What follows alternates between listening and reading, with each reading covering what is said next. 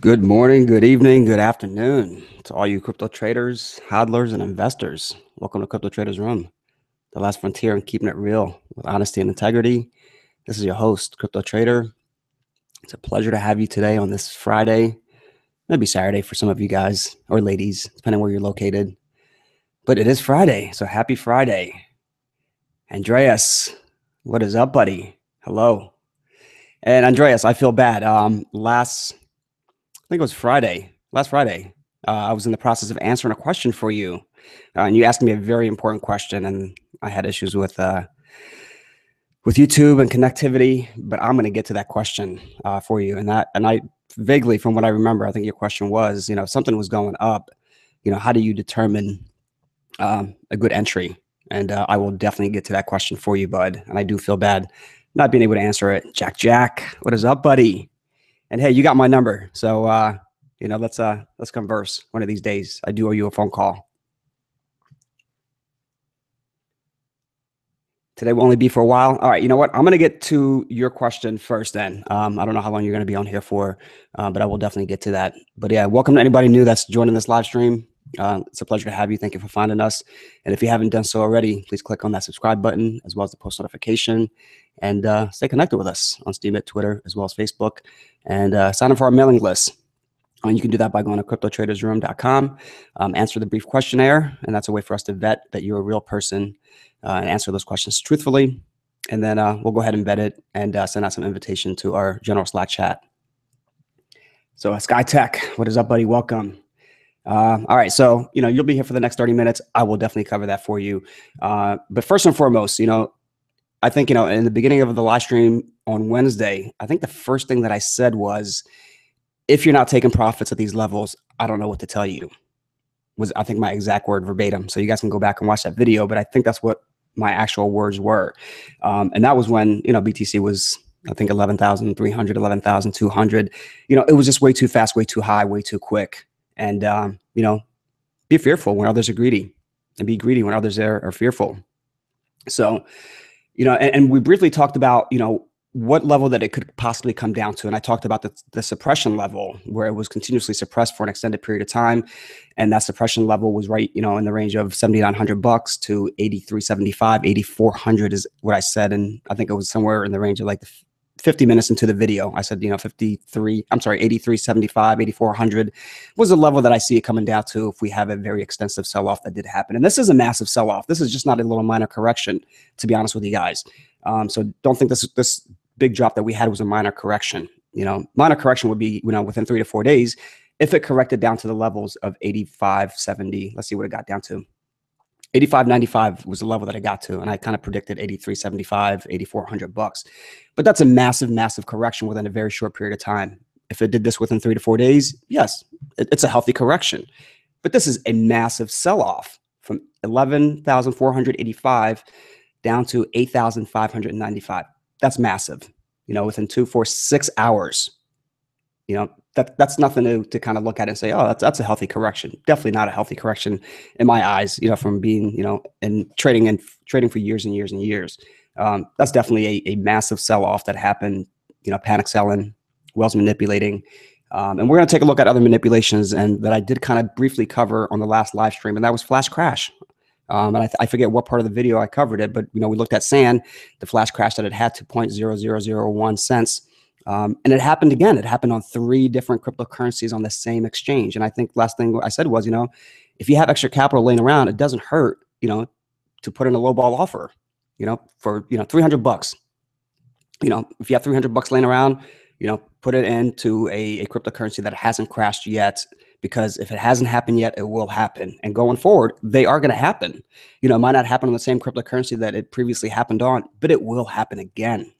I guarantee you these flash crashes will continue. And a lot of people got wrecked. They got wrecked because they were on margin. They had stop loss. And we're going to take a look at that. But yeah, this is a massive, massive sell-off, in my honest opinion. But, the market is regaining. There's nothing that's going to keep BTC down. There's nothing that's going to really hold down the cryptocurrency market. We are going to have massive corrections. We're going to have minor corrections. It's just the nature of the beast, whether we like it or not. And it's all about just being prepared. And when something goes up so high, so fast, don't be greedy and hold on to it.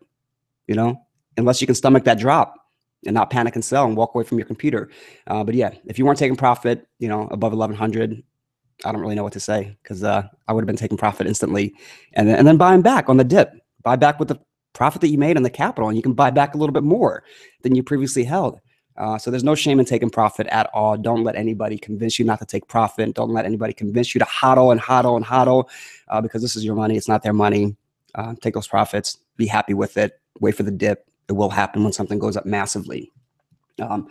So, that's BTC right now. But yeah, this live stream is going to go on for a little longer, for probably 2 hours or so. So we're going to cover it a little more in depth. But I do want to take a look at those flash crashes that happened. And they were on 3 cryptocurrencies and all on one exchange, Bitfinex. So OMG, let's go ahead and find OMG. And if you guys took advantage of it, let me know. Let me know if you had a lowball offer in the book, because that would be awesome. That'd be awesome. I'd pat you on the back. But yeah, look at this crash, $2.75. $2.75. Let's see if I can get a little granular and see exactly, it's, within a millisecond, that those flash crashes, is not something that lasts for a very long time. They crash, they come right back up. And the only way to really take advantage of them is to have that order in the book. There's no way that a human being can be so quick to be able to take advantage of that crash. It's just with a blink of an eye, it's happening. So I really can't get too granular. Let me see if I can enlarge this maybe, because I really didn't take a look at exactly what happened, within a minute, and then what actually happened within the candlesticks of those drops. But yeah, it doesn't look like I can zoom out of it. So we'll take a look at the 30-minute chart. But yeah, this is a massive, massive flash crash. It's a pure manipulation. Whether exchanges were involved, whether somebody fat fingering it, my honest opinion, it's the exchanges that are flash crashing this thing. They know where we're stacked up. And I've said it before, they know where those stop losses are, and that's a problem. People are using stop loss. Never use stop loss. Use stop loss limits. Limit that slippage, and that's my honest opinion is, yeah, don't use stop loss, use stop loss limit, because then, a lot of people got liquidated, in the $2.75, $3 range when they had a stop loss in the book for maybe, let's just say $7. Because they didn't use that limit. So you can set a stop loss limit. And if you set a stop loss limit, let's just say at $8 and it crashes, it's not going to execute that trade for you. So yeah, these flash crashes happen and they come right back up with a vengeance. And if you're able to capitalize off of it, hats off to you, because they will happen. I don't know if it'll happen on OMG again. It's just like I said before, lightning strike in 2 places. It's very rare, but it can happen. It definitely can. I'm going to get to the comments. I'm not really looking at them right now, but I'd be happy to answer them for you.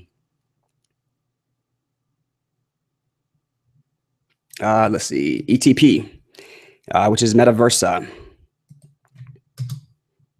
Where are you? There you are. ETP, let's see. I think crashed to 5 cents. 5 cents from like $3.50. Had a massive crash, came right back up, and then had a little minor crash as well to $1.01. So, they can happen. So, if somebody was looking at probably Metaversa and, they saw this flash crash to, 0.05, then, selling could ensue again too. And I've never seen selling ensue twice, flash crash, but it did after getting right back up to 350, it crashed again to $1.10, which isn't too bad, in comparison to that 5 cents that it crashed to. But that's a lot of profit that somebody made, mainly the exchanges. They're the ones buying at the bottom. They put those orders in at the bottom, and then they find out where everybody stacked up, and they just hit that market sell, take out a large chunk of that order book. And when it takes out a large chunk of that order book, margin calls are being executed. Stop losses are being executed. And really, all it needs is just a nice little minor sell-off to happen, and then it's a domino effect with margin liquidation. And then with stop losses, well, really stop losses would hit first, and then margin liquidation would hit second. So a lot of people lost a lot of money. There was a guy that had, he's down $30,000. He had, basically lost $130,000. He had $100,000 in his Bitfinex account. The flash crash happened. It left him with negative $30,000. So he basically lost $130,000. Now, will they make it right like GDAX did? I don't know. I really don't know. There's only 2 exchanges that ever made it right, and that's Coinbase and Gemini. If you look at the Gemini chart, and we can take a look at BTC Gemini, where it spiked up from 200 bucks to like almost $2,000. They made it right because some little rich kid, fat fingered a market buy order. But yeah, we'll take a look at that huge increase. So, I mean, it can happen.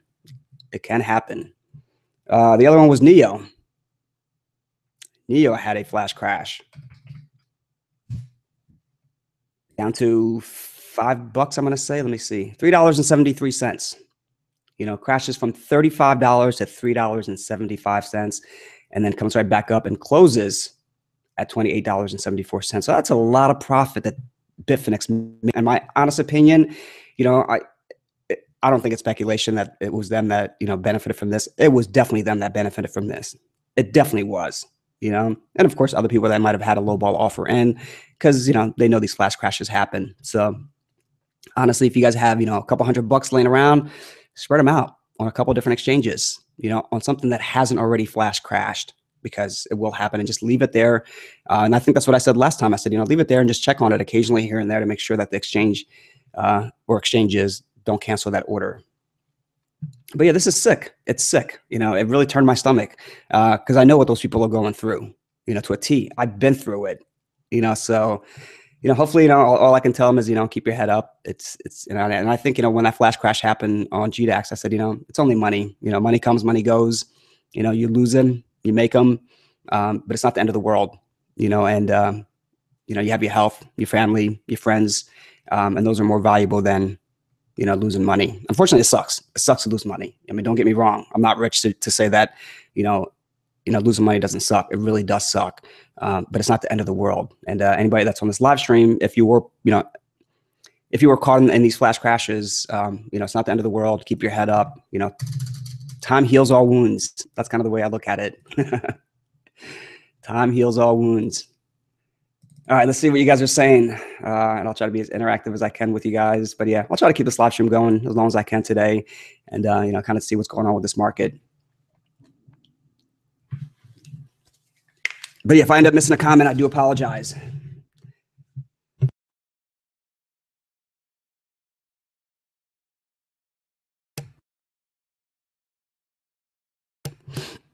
Oregon Homegrown, welcome, buddy. Welcome. GST Author, good morning. Yeah, I did read that this morning, that the Chicago Mercantile was gonna start opening on the 18th of December. So, I mean, we could get right back up. We're not that far away from the all-time high. We're only $1,000 away. And, $1,000 increase, $1,000 drop, it's only a drop in a bucket for BTC. It's not much, to be honest with you. So, but, like I said, be fearful when others are greedy, and be greedy when others are fearful. So if this thing starts skyrocketing and going up, there's no shame in taking the profits, man. Honestly, selling a quarter, selling, 50% of your profit, waiting for the dip, buying back with the profit and the capital that you have. Don't be ashamed for taking profit, and don't kick yourself if it goes up higher. Anybody that sold at $11,000, so seeing it go up to 11,400 was probably kicking themselves. And then when it dipped, they were probably like, whew, that was the best decision I could have made. I guarantee you people were thinking that. I would be thinking that in a heartbeat. For BTC, you sold at 10,600 and then bought back at 8,500. Andreas, there you go. There you go. That's the way to play it. Yes, it went up to 11,400, but who cares? Because you locked in the profits, and then you bought back in at the basically bare bottom, the support. So, dude, yeah, more power to you, man. More power to you. That's awesome.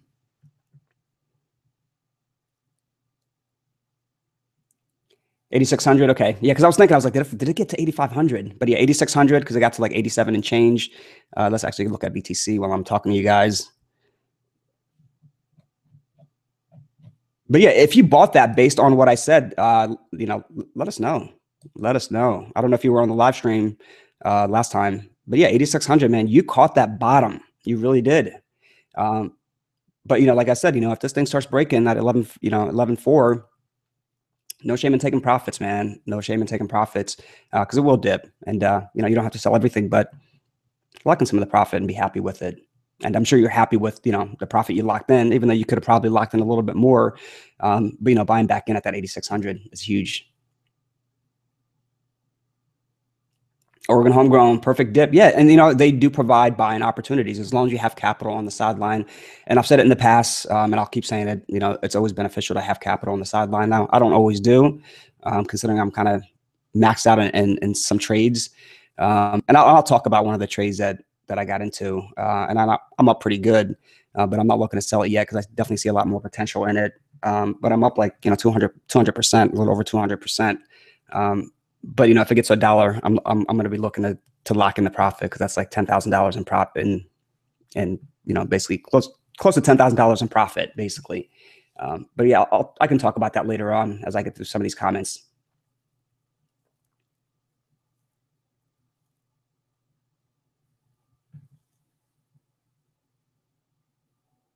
Yeah, Jack. So yeah, and when I saw those, I was like, I have to post this because not a lot of people were aware, especially if you're not looking at that exchange. I just happened to kind of look at Neo on Bitfinex. I always look at Bitfinex chart on CryptoWatch, as well as GDAX, and I saw that crash, and I was like, whoa! I'm like, if it happened, let's see if it happened anywhere else. And then I just basically started going through, all the cryptocurrencies that were on Bitfinex, and I was like, man, it happened on 3 of them. I'm like, that's crazy.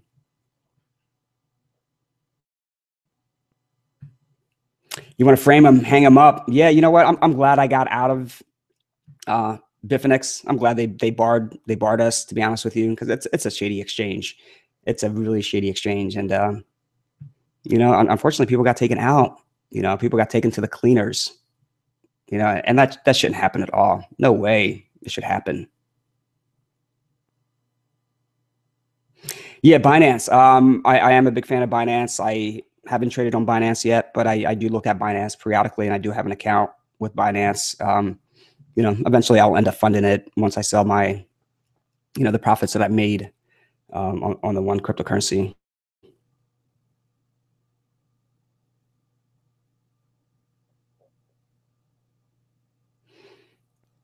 Wix are FOMO, panic, and indecision. Yes, dude. Indeed, they are. I sold some at the top, a few $100, and you grab some at the middle of the wick. There you go, man. I mean, that's really the way to play it. To be honest with you, to start really scaling in, and that's kind of what you did. You scaled into that position and not be like, you know what, I'm going to wait for $8,000 on BTC because you know what, more likely it's not going to get to that $8,000 level. And to scale in is the best way to kind of get your feet wet and get a little bit of an entry, but not to go all in. Definitely not to go all in. Is that Neo? We did take a look at Neo on that flash crash to $3.75. But yeah, this is BTC right now on the chart that I have up. But I am kind of late getting to these comments, so there is no delay in this live stream. But I just kind of scrolled up and wanted to try to answer as many of the questions as I can, try to be as interactive as I can with you guys.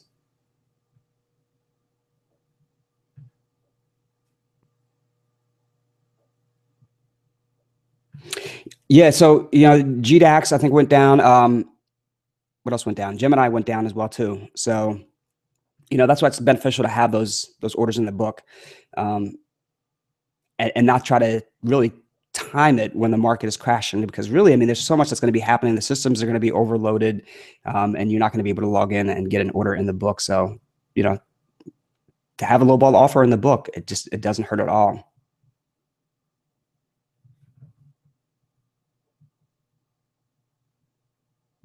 1987 Silent Force. Welcome, by the way. It's great to see new names on here. And if I missed your name, I didn't welcome you. I do apologize. I try to do my best to welcome everybody to this live stream, especially if you're new to this. I have not heard of Sumo Coin. Never heard of it. I'm gonna write it down. Maybe I'll take a look at it, but never heard of it. With a sub address wallet, what do you think? I've never heard of it, so I mean, if you want to, fill me in on a little detail of it, that's great. I don't want to spend too much time on the live stream researching it, because then that would just eat up the majority of the 2 hours that I want to spend with you guys.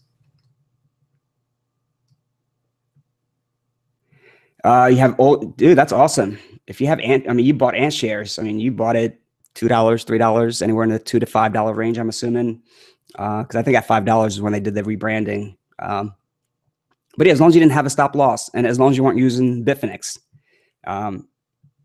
if you were using Bitfinex, yeah, but yeah, nothing to panic about. When these flash crashes happen, they come right back up with a vengeance as though nothing happened. But it just sucks. A lot of people get taken out in that process. It really, I don't know what to say. I mean, my heart bleeds for them. It really does. It shouldn't happen. It really shouldn't happen. And that's why I don't play with margin anymore. It's happened to me once. It's like that saying I always say in the, fool me once, shame on you. Fool me twice, shame on me. And if I play with margin again and I get wrecked, that's on me, to be honest with you. So, but yeah, nothing to freak about because it came right back up. So when these flash crashes happen, they'll come right back up with a vengeance as though nothing happened.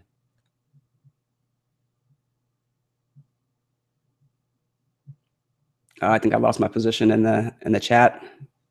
Okay, there we go. Don't leave more than you can afford to lose on an exchange. You're absolutely right. You are absolutely right. Especially if you're playing with margin. Especially if you're playing with margin, and you're using stop loss. Stop loss limit is the way to go. What is the best exchange to buy EOS? Jim, welcome. I mean, there's a couple places that have EOS. Binance. Yeah, Jack just said Binance. Yeah, Binance is really what I would recommend. Yeah, stay away from Bitfinex. Stay away from Bitfinex. I mean, if you're gonna buy it, buy it on Bitfinex and then transfer it out. But yeah, Bitfinex is this. They're shady. They're shady. Especially if you're a U.S. resident, you can't use Binance.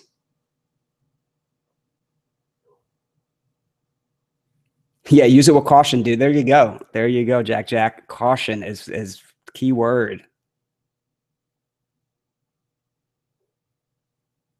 Yeah, I mean, a lot of people got doxxed, anybody that was on margin. You have an unverified account on I'm assuming Binance. Yeah, mine's not verified either, and I don't think I'm going to verify it. I'll do exactly the 2 BTC withdrawal limits per day. I think it is, I'll live with that. Unless you're talking about Bitfinex. But yeah, I thought about the VPN thing and Proton Mail. And I don't know, that's something for me to consider, because I really do like Bitfinex. I like their charting system. I like some of the cryptocurrencies they have. But yeah, it just sucked, they kind of did a lot of people wrong, and it could still continue.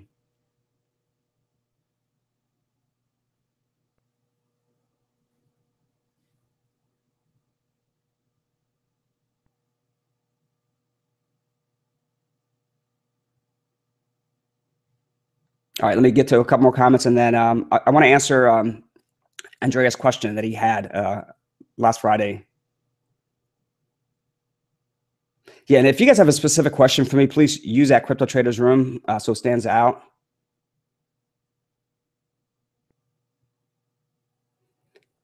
Keebs, welcome, buddy. Good morning.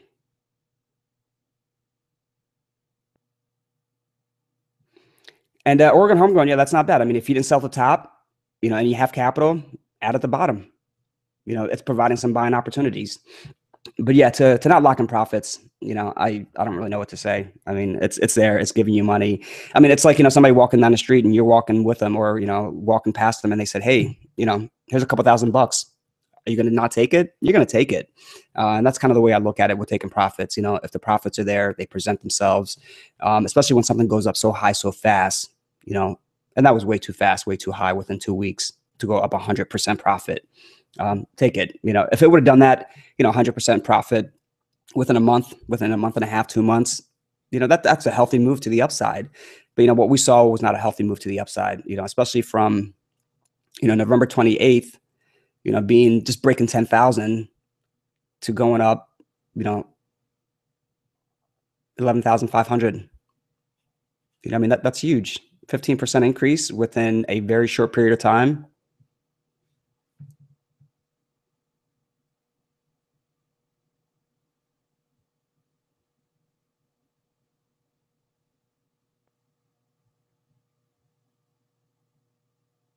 All right, let me get, I think I got to, some of the questions, or at least I kind of skimmed through them.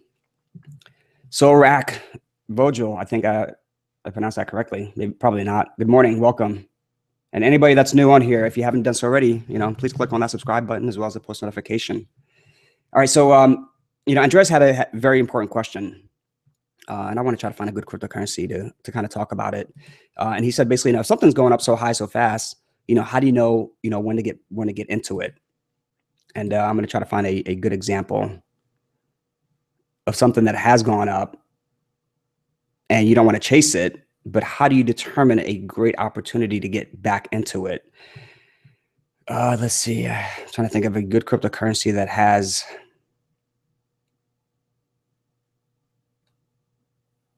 what I'm looking for. I might have to just draw it out.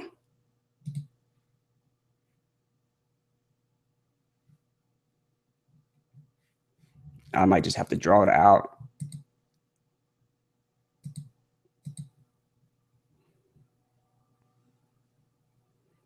Let's see. Maybe Sand has what I'm looking for.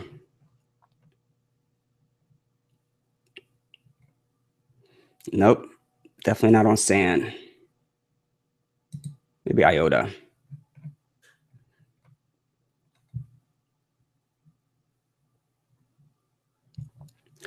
All right, IOTA to an extent. All right, let me enlarge this thing.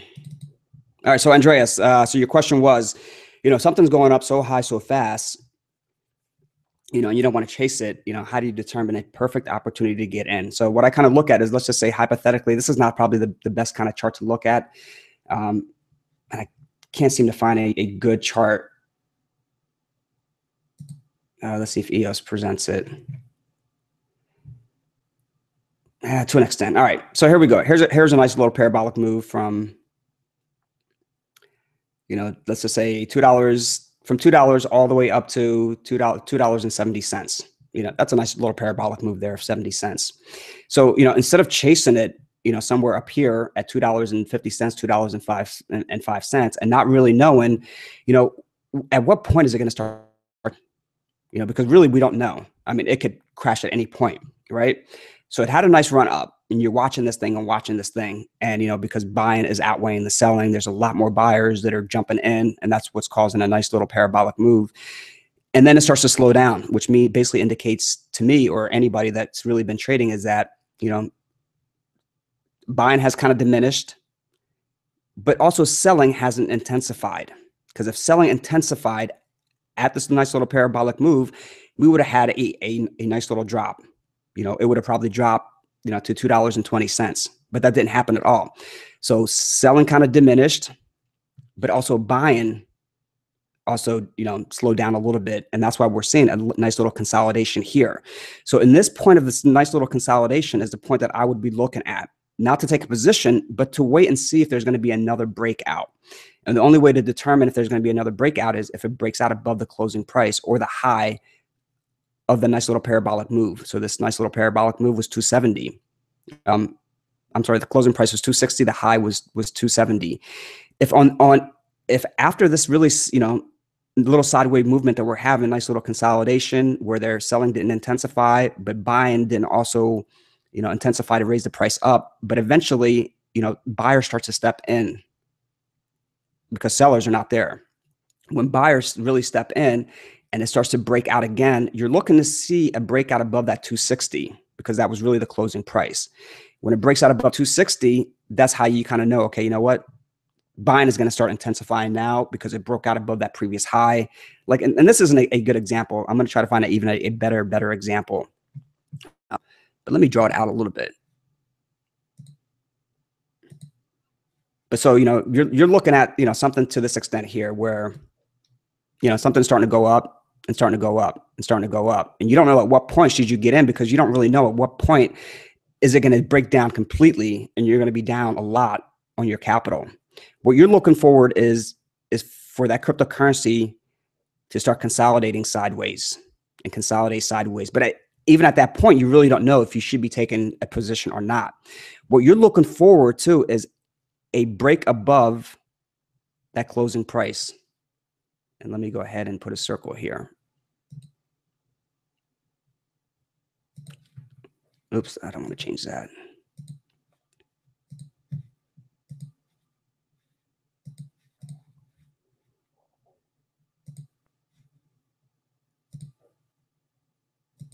So what you're looking for is a break above this previous peak here, you know, after the consolidation, or really after the consolidation happened.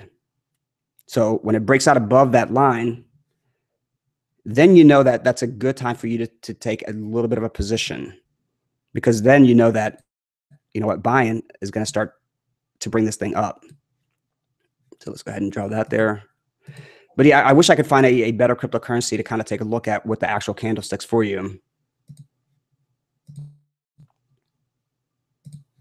So, you know, it basically has a nice run up. It starts to consolidate.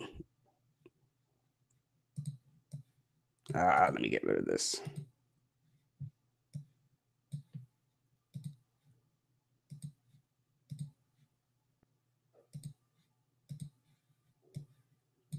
Geez, today's not the day for me.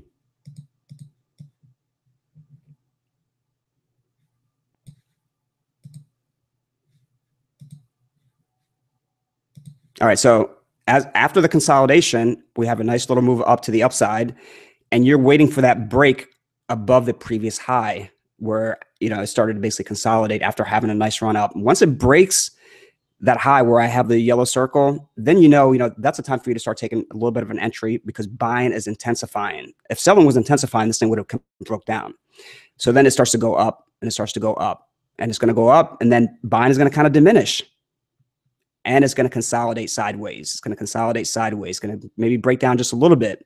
Now, even if you have an entry there, you're looking maybe to take another entry, or somebody's looking to get into this trade again, you know, you're still waiting for it to break out above this level again. And once it breaks out above that previous peak, then you know that buying is intensifying again, and you take a position. Once it starts to consolidate sideways, you know, it might be time to take a little bit off the table, to be honest with you, because it could go either way. It's consolidating sideways, but you don't have a clear confirmation of it breaking out, or is it going to break down? So, you know, if you got in down here and it takes a nice run up and starts to consolidate sideways, take some off the table, take 0.25%, take 50% off the table, because you really do not know what that cryptocurrency is going to do, how that price action is going to be determined, who's going to win that battle between the bears and the bulls. The only way that you're going to know if the bulls are winning is if it breaks out above that previous high where this yellow circle is. Once it breaks out above that previous high, then you know the buyers are stepping in, and the buyers are going to step in massively, and that sends the price up. And then it goes up, and then it starts to consolidate sideways. At this consolidation sideways price action, that's when you also take some profit off the table, because it could go either way. She could tank, or she could go up. And if she tanks, you already took some profit off the table. But if she goes up and breaks out above that previous peak there, you know that buyers are stepping in, and it's going to send it higher. And that's exactly what it's going to do. And it's going to go up parabolic, and then it's going to consolidate sideways. When it starts to consolidate sideways, take some profit off that table, and then wait for another confirmation of it breaking out above that high there.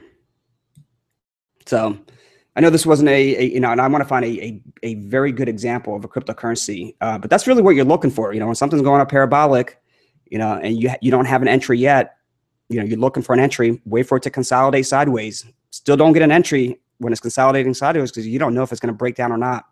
Once it breaks out above that previous high, then that's to take an entry.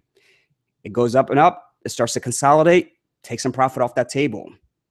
And it breaks out above the next previous high, take a position. It starts to consolidate after having a nice little move up to the upside, take some profit off the table. It's a little stressful, because you got to watch it like a hawk, and you can't be watching all different types of cryptocurrencies. You know, when you're focusing on one specific trade, that's the trade that you want to be focusing on, and not looking at, you know, BTC, ETH, and Litecoin, and Monero, and Zcash. You know, that's a trade that you're focusing in. That's the trade that's going to make you money. That's a trade, you know, or that's a cryptocurrency that everybody's piling into. And as long as it doesn't break down and it just consolidates sideways, you know, take some profit off the table. It breaks out above the previous peak, get an entry in. It starts to consolidate sideways, take profit off the table, breaks out above the peak, get an entry in. That's really the best way to play it. And I'm going to try to answer some of the questions, but I'm going to try to find a better cryptocurrency to kind of take a look at and show you a textbook example of it. I don't know if gas is going to have it. You know, gas has been breaking down bad. LTC. I mean, I did see a good example, and I forget what cryptocurrency it was. Let's see, Ethereum Classic, maybe.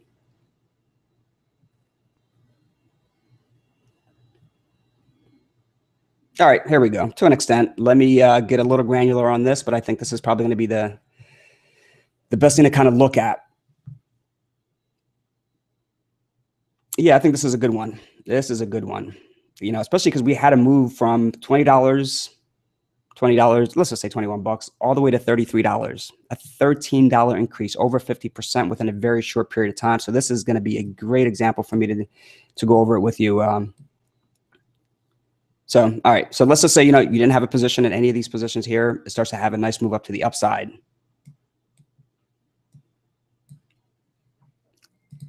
Let me get, all right. Nice move to the upside, right?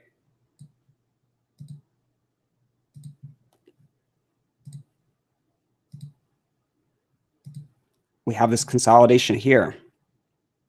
At that consolidation, you're looking to see if it's going to break out above that previous high, and it had a nice break.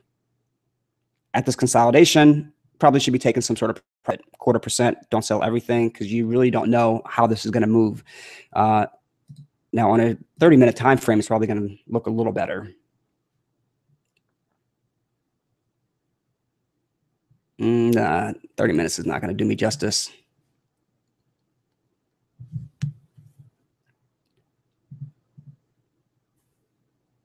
All right, so I had a nice little break, consolidated, take profit off the table. This break really is not that big, as we can see. Yes, it did break above the previous high. That previous high on this was $25.60. It got up to $25.84. So it wasn't that big of a break because you're looking for a massive candle, a clear confirmation of a breakout. This is not a clear confirmation of a breakout. Yeah, it broke out above it a little bit, but then it kind of sideways broke down just barely, you know, but still, you know, selling didn't intensify at all. And then here we go here, a nice little break above that high of $25.85. Clear confirmation of a breakout on this candlestick right here. Then once it breaks out above it, take an entry. Starts to consolidate, move sideways, start taking some profit off the table. Breaks out, you know, so basically on this one here, on this candlestick, I would be taking a position at, you know, $28.50. Considering the high was $28.44, I would take a position. And this isn't the time to go all in, to be honest with you. You never go all in because anything could happen. You know, it's not 100% that these type of moves will continue. So at every little, you know, move that we're having to the upside,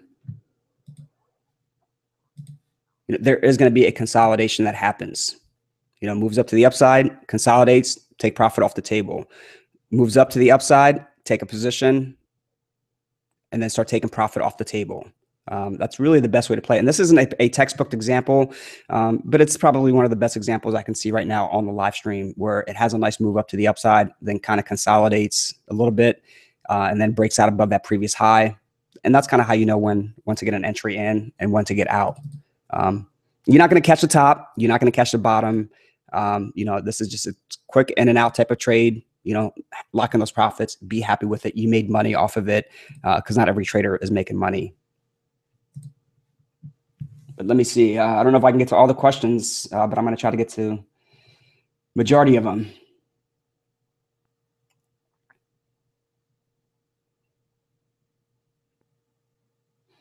Oregon, I like that. Nobody can pry your precious BTC out of your cold wallet. Yeah, and as long as you own the private key, you own those Bitcoins. You don't own those private keys, you don't own those Bitcoins. So keeping it on an exchange, I mean, only keep on an exchange what you're looking to trade. That's it. I mean, if you're holding, you know, a good amount of BTC, don't keep all of it on an exchange whatsoever.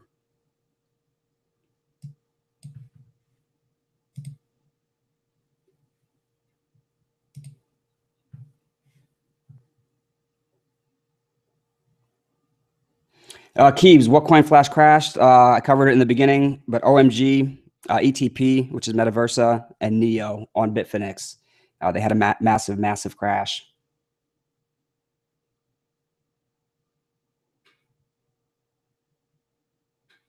Yeah, and that's the thing, Oregon Homegrown said it, exactly. When you're trading, if you're trading, if you're an investor, then I mean, you're not going to be watching these charts like a hawk. But if you're trading and you're looking to just, make some capital, lock in some profits, yeah, it's in and out type of trades.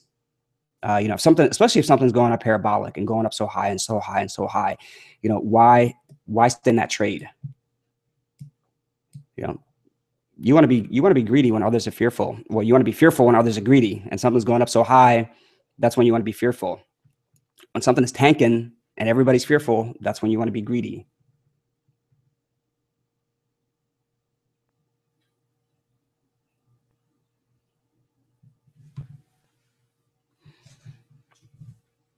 Yeah, and to be honest with you, Keebs, it's just not Bitfinex that has these crashes. It's just not Bitfinex at all. A lot of exchanges do have these crashes. Let's take a look at a flash pump. So, we kind of looked at flash crash. Let's take a look at a flash pump. And it can happen. It can happen. But flash pumps are very, very rare in comparison to a flash crash. I haven't seen too many flash pumps. There's more flash crashes that happen. But Gemini, let's take a look at that flash pump on Gemini. Where are we at? There we go, right here. Massive flash pump. I mean, the closing price of the previous candle was $310, and this is November of 2015, November 4th of 2015. Some kid fat fingered a market buy order. Rich kid, parents probably gave him a lot of money, and he wanted to get involved in cryptocurrency. Didn't know how to trade. Didn't really understand how the order book works, and you should not be trading unless you understand how that order book works, and you understand, or you have some sort of understanding the psychology of trading. Do not place trades. And I've lost money in the past. 2003, 2004, I was a knob. I was a newbie. I was giving money to the seasoned traders, experienced traders. I was buying when something was going up so high, and I was selling it when it was going back down. I didn't know anything about the order book, how it worked. I hit market buy thinking I'm buying it at $1.04, but I'm buying it at $1.50 because somebody has a high sell offer in the book. I had no clue. And I'm like, it was just at $1. I'm like, why did I pay $1.50 for it? So if you're new to this game, do not start trading. And if you are going to trade, utilize limit buy orders, as well as limit sell. Stick to those two: limit buy, limit sell. You control the price of your entry. You're controlling the price of your sell. But yeah, so this flash pump, I mean, it took the price, an opening price of $310 to $2,200.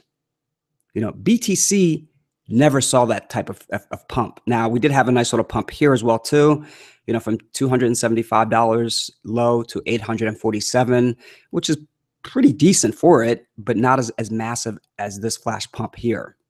I mean, this is when BTC, on major exchanges was, $300, something to that extent, 250, 275, $300. But yeah, anybody that had an offer in the book, to sell at a high price, like they were just basically setting it and forgetting it. Yeah, they reaped the benefits momentarily. They had that money in their account. And if they would have moved it out, they would have probably kept it. But, Gemini did reverse every trade that happened within that time frame. So anybody that sold at that high price, they reversed it.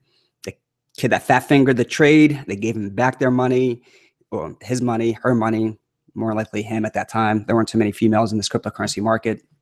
2015. But yeah, huge flash pump. So maybe that should have sent us on some sort of indication that, wow, BTC can get up to $2,000. Maybe I'll buy it in this $300 range and just hold on to it. But yeah, so it's very rare that flash pumps happen, but they do happen.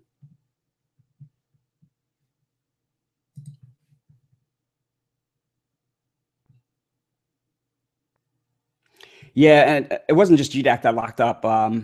Gemini also locked up. And I mean, you got to expect that when something is going up so high, so fast, you got to expect everybody to be piling in, everybody to be logged in to that exchange.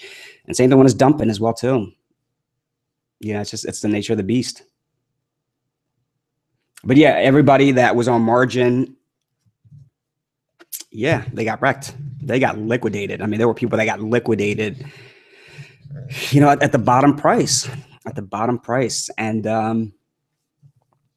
anybody watching this, anybody that's on this live stream, I highly recommend, don't play with margin. Don't do it. Do not do it. You're drinking fire. I'm sorry. You're drinking water out of a fire hydrant. You will drown. It might not happen right away, but, the more that you keep doing it, the more confident that you get, eventually it does happen. So all those gains that you've had in 5, 6, 7 months can be taken out within a matter of milliseconds. All the profit that I had, $24,000 of it, went away in a matter of a millisecond. So it can happen. If it can happen once, it can happen twice. It's just a matter of when is it going to happen? Not, is it going to happen? Well, not if it's going to happen, it's when it's going to happen. But it does happen.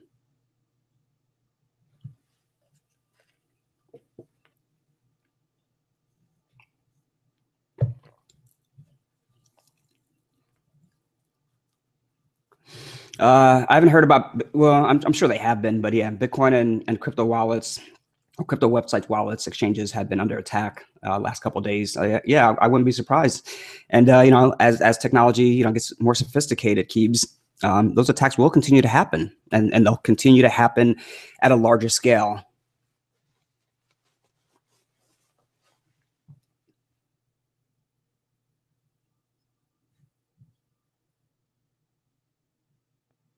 Hour and a half to get BTC on an exchange. Yeah, BTC is slow. It is slow. Your best bet is either Litecoin or ETH to move it to an exchange. If you're looking to really move anything, move Litecoin or move ETH. The transfer fee is not going to be much in comparison to BTC. I mean, I paid I paid like almost $5 or $6, to move $120 of BTC. And I'm like that sucks. If it was ETH that I was moving, I would have probably paid, 10 cents, 12 cents, something to that extent.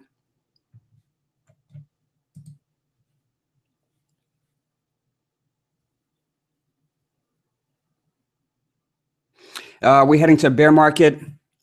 I'm going to say no to that. I think, we're still in a market, to be honest with you. I mean, we got to expect these dips to happen. Now, it was not a sustained dip. It was panic selling it. So it was a very short-term correction. That's really what it was. And it was a very short-term, massive correction. Don't get me wrong. This is not a little correction whatsoever. For them to bring it down to, what am I looking at here? Bitfinex. Because on Bitfinex, it really didn't get down to $8,500. Let's see. I think GDAX got down to $8,500.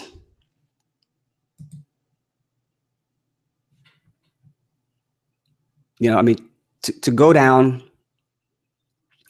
almost $3,000 within 6 hours. That's really what it was. From, let's just say, let's say it got to 11.5 was, let's say 11.5 was a high, and it got to 8.5. That's a difference of $3,000. $3,000 drop within a very short period of time. I mean, this took out, days and days worth of price action movement within a very short period of time. That's massive. That is massive there. But it's a great opportunity to take profits.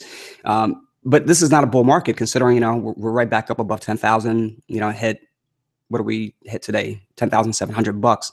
Now, if this was a bear market, we would continuously see a decline, continuously. Just like, we saw a nice increase, from November 25th all the way up to, November 29th. We saw a nice increase going up and up and up. And then all of a sudden, boom, it just breaks 10,000 and gets up to 11,500 almost. If we have that type of decline, so if we really just kind of reverse this chart and we're at 11,485 and it starts to, just slowly but surely start to downtrend, then yeah, I would say we are in a short term bearish market. But currently right now, we are not in a bearish market unless this thing just starts to grind down every single day. It's just, making new lows every single day. If that's the case, then yes, we would be in a short-term bear market. But, bear market in the cryptocurrency doesn't last too long. It really doesn't. It might last, a couple of days, and then it starts to grind back up, or just has a crazy parabolic move. But yeah, with CME on December 18th, the forks that are going to be happening, and I did briefly talk about those forks. I don't think I have a screenshot of it, but off the top of my head, let's see. Super Bitcoin, on December, I think I wrote it down, December 17th. Lightning BTC on December 23rd. And these are possible forks. Bitcoin Cash Plus on January 2nd. Bitcoin 2X on January 18th. I mean, within a month period of time, we're looking at possibly having 4 other forks. So, that's only going to drive the price higher for BTC. People are going to want to take advantage of the fork. They're going to be holding their BTC. So selling is not going to intensify, whereas there are going to be more buyers that are going to be stepping in, especially the buyers that didn't take advantage of any of the forks that happened. They will be looking to buy and hold BTC. They will not be looking to sell. Now, let's say all those forks do happen and there aren't any other possible planned forks. Then, after January 18th, it could be a different story. Who wants to hold BTC if, possibly there aren't any dividends that are going to be happening, and they're already huge in profit? More than likely, people are going to start locking in profits. And maybe at that time, we could be in somewhat a bear territory, bear market.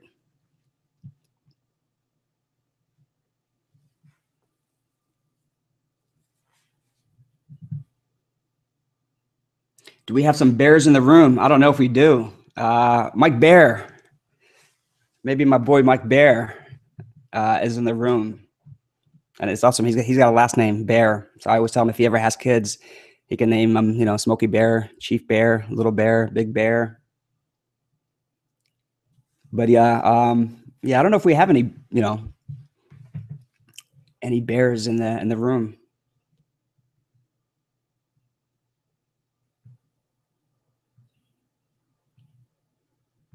Yeah, Oregon homegrown. I hate transferring BTC. I really do. I'd rather transfer ETH, or Litecoin.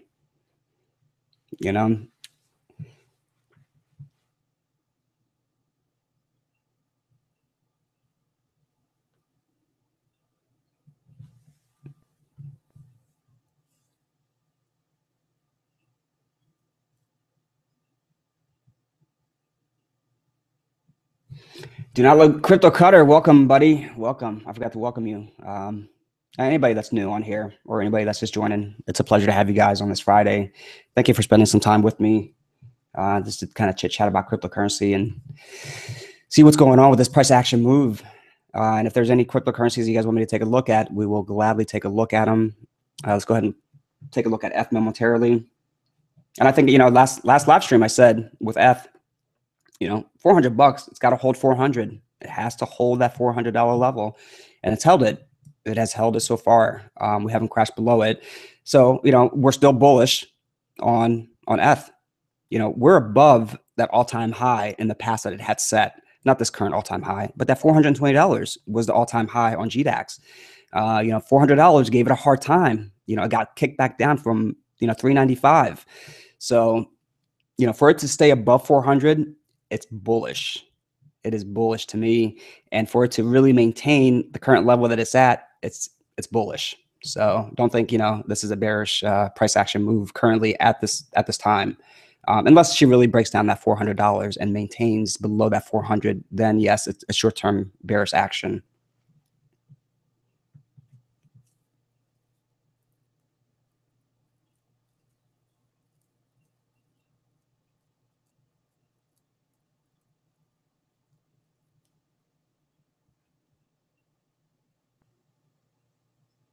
You were bearish until you measure the EW on the last correction. I'm bad with acronyms sometimes. I really don't know what the EW stands for.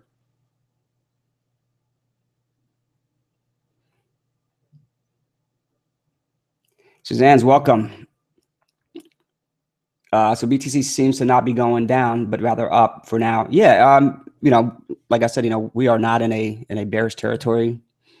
It was just a massive sell-off, massive profit taken, massive manipulation. I mean, we can throw that in there as well too. But yeah, we're not that far away from the high, depending what exchange you're looking at. $1,000, from really getting above that 11,485. So, this is nothing to panic about, but, I would be very leery. So, just kind of going forward, let me go ahead and start out fresh with this chart.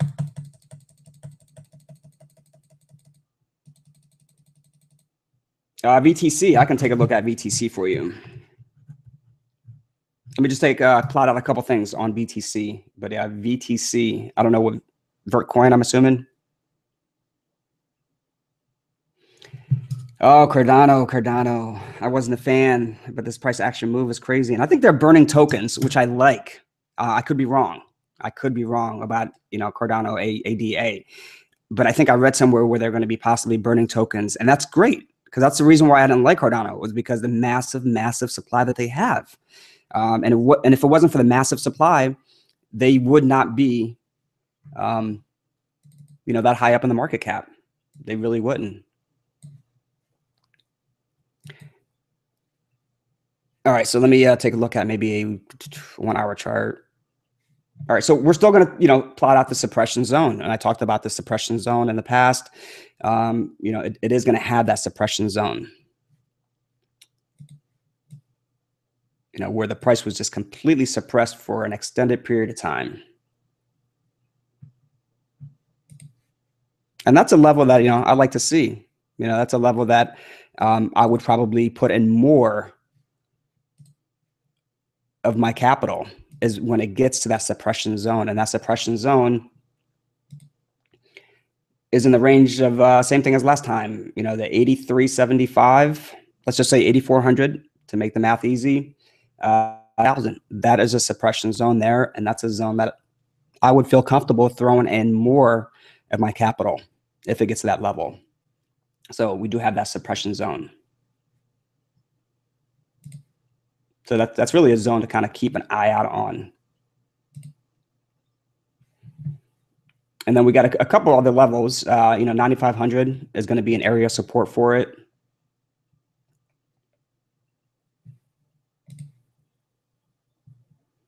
And now I think I need to get a little more granular, considering we're getting close to the price action move where we are now.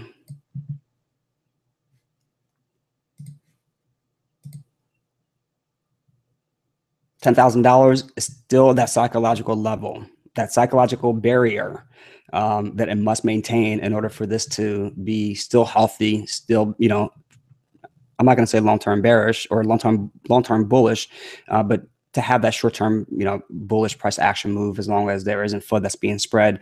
But like I said, earlier, with all these possible forks with CME on December 18th, I don't think it's going to break down below that $10,000 level. It's going to hit this all-time high, within no time. I just don't know when. But this is very choppy trading within the past couple of days in comparison to, what we've seen from when it broke out of that suppression zone on November 25th. This is the price action move to the upside that I want to see, for us to say, okay, you know what? This is bullish. This is bullish price action movement. And a breakdown, let's just say you reverse it and it starts to break down the same pattern as we're seeing this upward move. It starts to break down. Then, we are in a bearish territory, because continuously it's grinding down, continuously every single day. It's just about lows. Yeah, it might have a little dead cat bounce here and there. But yeah, so if you reverse this, you'd be looking at a bearish price action movement, more likely short term on BTC. But the way this has moved up, it's bullish at that price action when it broke out of that suppression zone. But when it broke out of 10,000 and got up to 11.4, that's the time for you to be fearful. and not to be greedy and be like, oh, I'm going to buy this because it's going up so high. That's the time that you should be like, man, I need to start taking profit off the table. I'm up so much. This is great. I've got money. Somebody's willing to give me free money and buy what I have. I'm going to lock in 0.25% of my profit and be happy with it. All right. So going forward, areas of resistance, because it is going to have areas of resistance. If this price action movement still continues to go up, and that's going to be somewhere in the range of 10,800. 10,800 will be an area that, if she can break out above it, maintain and consolidate, then yeah, hitting that all-time high, shouldn't be a problem for it at all. But I usually I don't look at that all-time high to see if we're going to have a nice price action move. I want to see it break above the closing price of the previous high. So the closing price wasn't 11,485. It didn't close at that level at all. So I'll be looking at that level, which is 11,290 bucks, let's just say. That's the price action I'm gonna look at. But one thing I really wasn't paying attention to is, let me put a circle there. And this should have thrown a red flag. This candlestick right here should have thrown a red flag about how this market or this price action move is going to be dictated. I mean, we're looking at a doji here. There was a lot of, and anytime you see this doji on a nice upward move, you should be very cautious and say, there's a lot of indecision that are happening within this market right now, within this price action move. I'm going to lock in those profits. And I'm sure a lot of traders, if they were eyeballing this, on the 30-minute chart, would have seen this doji and they locked in this profit there. That's a scary, chart. I'm sorry. That's a scary candlestick. Anytime you see that on a crazy upward move. Now, if you see this doji on a bottom, let's see if we can even find one. I doubt we can. On a crazy downtrend, then that would tell you that, there's an indecision between buyers and sellers, and we're seeing that on a bottom trend. Then more likely, it's not always 100%. Just remember that. More than likely, we're going to see a nice move to the upside. But they're not always 100%. Let's see, maybe a 1-hour chart. No, we don't see it on a 1-hour chart, but on the 30-minute chart, and that's why it's always good to look at different time frames. Let's see if we even see that doji. Nope, we don't see a doji on the 2 hours. 4 hours, we're probably not going to see. Okay, here we go. On the 4-hour chart and the 30-minute chart, we do see a doji. So anytime you see a doji on a nice, upward move, it tells you that, there's a lot of indecision that are happening between buyers and sellers, and this thing could go either way. And the probabilities of it downtrending when you see a doji are very, very, very likely. The probabilities are very, very high. It's not always 100%. Don't get me wrong. It's not 100%. Nothing's 100% when you're, doing technical analysis. But the probabilities are higher. And trading, looking at candlesticks, plotting out support and resistance, plotting out your trend lines, it's all about probabilities. What are the probabilities of it doing this if a certain thing happens? So from years of trading, the probabilities of having a downtrend when you see a doji on a nice upward move are very probable. When you see a doji on a bottom downtrend after it's been downtrending for a while, that's the time to say, I've seen this pattern before in the past. The probabilities of it having a nice move to the upside are very likely. So you always want to pay attention to a doji, and that's why it's very helpful to kind of have, if you're trading full time, to have several monitors set up. I mean, I have a 4-monitor setup with a laptop. So really technically, 5 monitors, and then I can get 2 other iPads that I have and make it, more monitors than I would ever need. But yeah, it's always beneficial to kind of have, different time frames of a very specific cryptocurrency that you're looking to trade, and then look to see, on a downtrend, are we seeing a doji, or on a nice uptrend, are we seeing a doji? Because that does tell you, the indecision between the buyers and the sellers. But, it is going to have resistance. First area of resistance is going to be that 10,800. Second area of resistance, and I got to get a little granular, maybe a 5-minute chart. Actually, the closing price is about 10,820, let's just say. So I would want to see it close.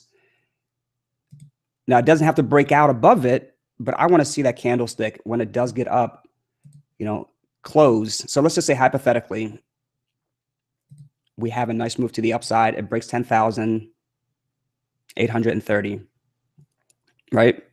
What I would want to see is that candlestick. So it breaks out. Let's just say hypothetically, it breaks out to a high of 11,400, but it's going to downtrend. It's going to come back down, right? I want to see that candlestick close above, depending on what time frame you're looking at. Now we're looking at it 1 hour time frame, but I would like to see that candlestick close above 10,800. I'm sorry, I think I erased what I had up there. I did erase it. So let me go back. Not 10,800. I'm sorry. 11,280.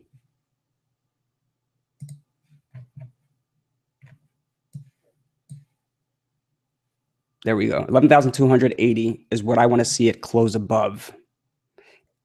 If we have a nice move to the upside and the candlestick closes above, so let's say, it breaks out, gets above 11,485, it gets to, 11,700, because it has a nice push to the upside. Unless it closes above 11,280, it's more than likely it's going to downtrend. It didn't hold, that break above the resistance, and that is going to be a resistance for it that I would be looking for. And if it breaks down below it, I would be looking to take profit, and I would probably be looking at every single time frame to see, what kind of candlesticks am I seeing? Am I seeing any dojis? Am I seeing any type of indecision between the buyers and the sellers where it would tell me that there is going to be a downtrend? So a close above 10,820 is going to be very crucial for it. All right, I'll get to some of the comments, and then VTC and Cardano. I think I have VTC on here somewhere. Yeah, I do.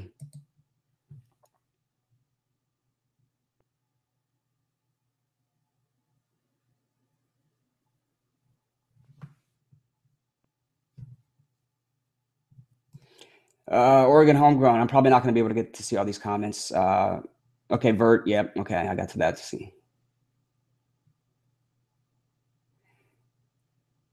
You bought 3 more BTC, Crypto Cutter. Sweet. Hopefully a good entry.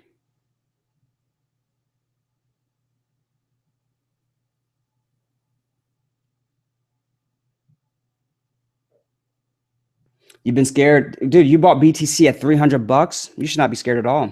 Not at all. I mean, even if this thing, dips to that suppression zone, or even let's just say hypothetically breaks through that suppression zone that I talked about and gets to 7,000, you should not be worried at all. I mean, not one bit. I mean, really, this thing will have I mean, let's just say hypothetically, I mean, shit hits the fan. Shit hits the fan with BTC. Hypothetically, right? Hypothetically. If shit hits the fan with BTC, I mean, this thing is going to find a solid support at 5,100 bucks.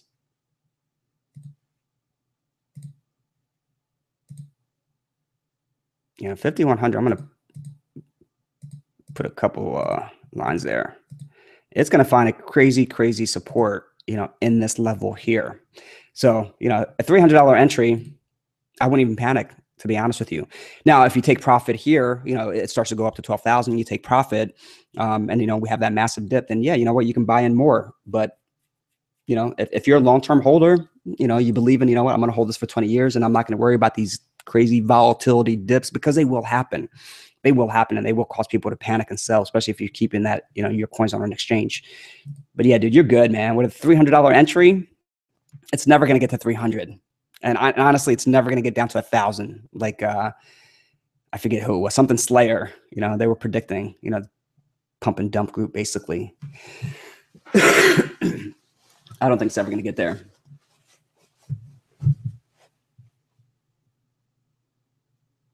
What did you miss? Jack, what'd you miss?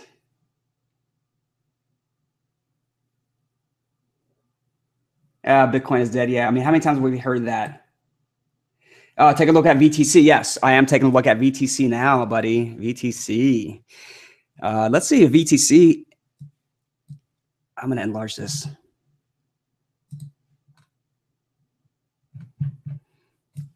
So I'm assuming you still have that position in VTC because we had that crazy. So I remember looking at this thing. Excuse me. I still got this cough. I haven't been able to get rid of it.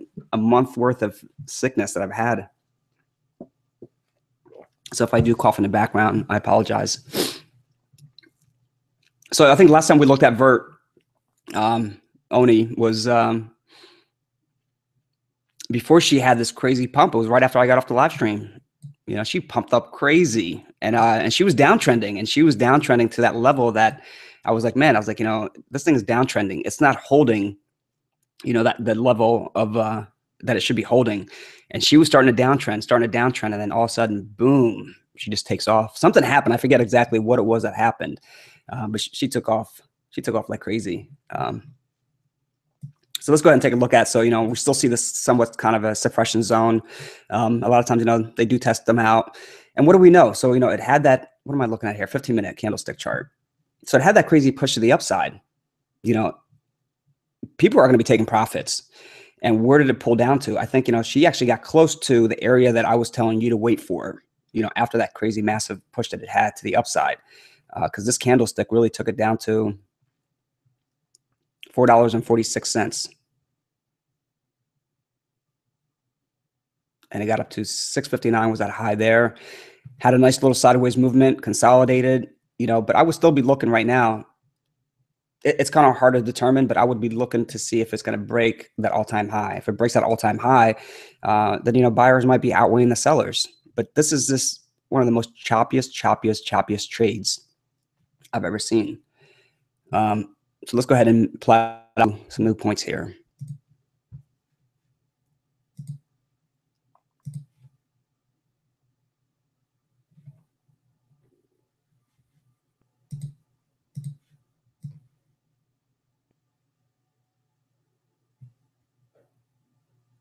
Matthew, cheers, buddy. Cheers. And I did have a momentarily brief chance to take a look at IOTA. And yeah, I'm very interested in IOTA. I just need to do a little bit more research. But thank you so much for sharing that information with me, bud. Thank you so much. And I think, you know, that's not going to be something I would trade. That would probably be something I would buy for my kids because my kids do have some cryptocurrencies that kind of set it and forget it type of cryptocurrencies. So I did sell Doge. She asked me to sell Doge. I forgot to mention that to you guys. So he doesn't have Doge anymore.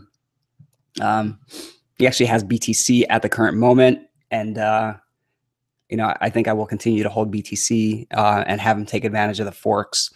So, you know, he took a little bit of a hit, but not much of a hit considering BTC has just kind of gone up. So he's still good. But yeah, he is no longer in Doge anymore. But yeah, so I'm talking to him while I'm looking at this to try to find a good point of support here. I'll tell you a little story about him. He saw my screensaver that I have, and my screensaver is Crypto20. You know, because I am a big fan of Crypto20. You know, Daniel and the whole team. And before I've had a chance to meet Daniel and talk to him in person. He's an awesome dude. And I'm really fond of, you know, the project that they are working on. And I think, you know, for long-term investors, I think it's a great opportunity. Of course, it's not something that you would trade. So C20 is not it's not something that I would personally trade. You know, something that you probably should buy and hold long term. And I mean long term. You know, because it depends on the overall market. But I was telling him about, you know, Crypto20, and you know, because he was like, oh, you know, I want to get some Doge. He's like, I want to get some Monero. I want to get some Zcash. Like he knows, like, you know, almost like the top 5 cryptocurrencies. And then I said to him, I said, you know, well, what about we take your you know, your Doge that we just sold, that we converted to BTC, and when C20 gets listed on an exchange, I was like, you know, we would buy C20, and he's like, no, I don't want it. I want some Monero. I want some Dash. I want some Zcash. I want some Litecoin. You know, he starts kind of rambling off about the top 5 cryptocurrencies that he knows. And then I told him, I said, well, you know, if you buy C20, you could actually have all of those and more. And he's like, what do you mean? And then I told him, I said, well, you can have the top 20 cryptocurrencies. He's like, I can. So I showed him crypto, coin market cap. And he was like, I can have all of these. And I was like, yeah. I was like, you could have all of these cryptocurrencies if you buy, crypto 20 C20 token. And he was like, that's what I want. And I was like, all right. So I was like, we're going to take your Bitcoins that you have, or really Satoshis that he has, not whole Bitcoin, and buy you some C20 tokens. And he's all about it. So every day he's kind of been asking me about, C20, can I buy some C20 now? And I was like, nope, not yet. You got to wait until it goes on exchange. But, that's going to be a long-term hold for him. So, and IOTA will be a long-term hold for him. But, if he does buy any C20s, which, I probably will buy some for him, then, he'll have exposure to the top 20 cryptocurrencies. So that's kind of the goal.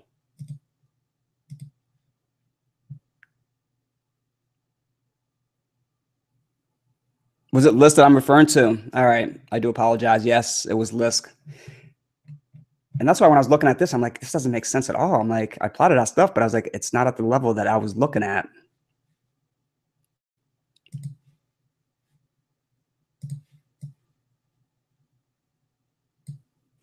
All right, so that suppression zone is still there. Support somewhere in the range of, bare bottom support, $3.11. Let me move these up.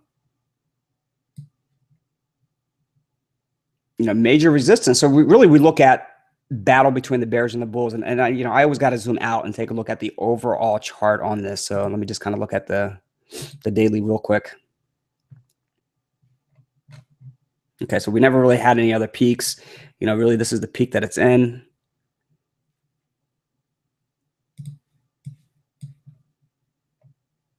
And this is on a daily. So on a daily, it's looking pretty good. It's forming.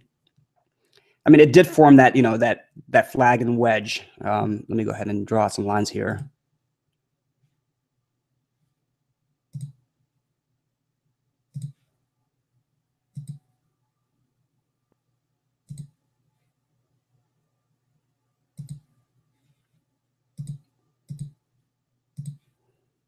Yeah, we did have a flag and wedge, especially if you were looking at the lead. Had a nice little parabolic move, choppy consolidation trading.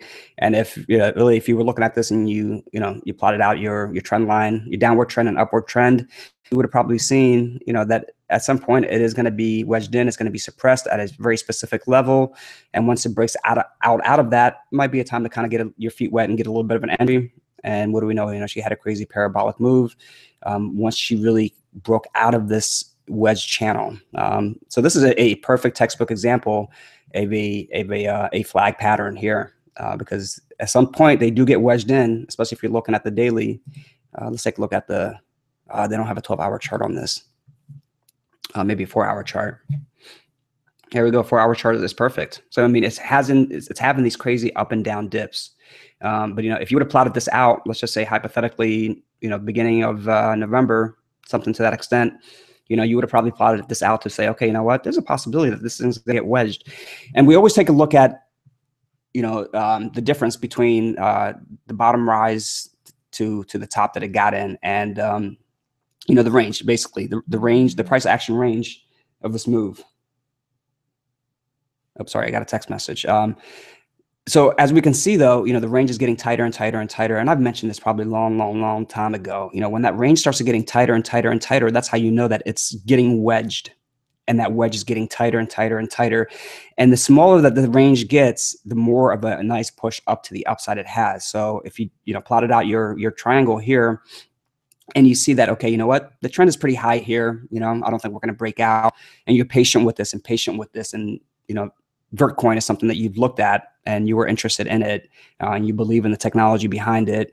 And you see, at some point that, man, this range, it just keeps getting tighter and tighter and tighter and tighter, meaning basically that the price action movement on the candles is getting smaller and smaller and smaller and smaller. That's when you know that she's going to have a nice pop to the upside. So this is kind of a textbook example of that. And it's hard to take a look at every cryptocurrency, but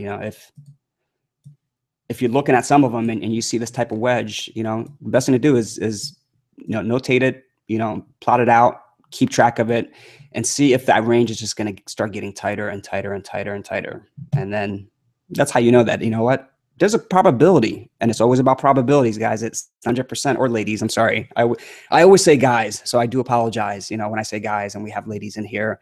I grew up in Philly, so it's always guys. But you know, when you're looking at this type of price action movement, and that range is just very tight, boom, that's a crazy pop to the upside. And the probabilities of that happening are very likely. All right, so let's get in a little granular now. You know, considering she broke out of that triangle, because really we're taking a look at, you know, possibly support and resistance, and break out above a certain range, and how she breaks out of, you know, those specific ranges. And I always look at closing price. I really tend not to look at the wick. You know, the wick just tells me that, you know, FOMO chasers chased it up, but the closing price is probably one of the most important things.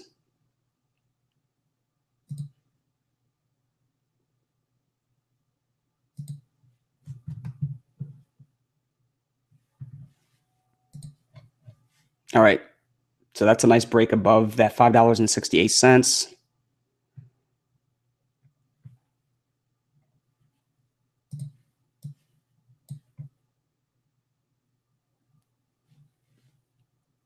And then broke out above the previous high.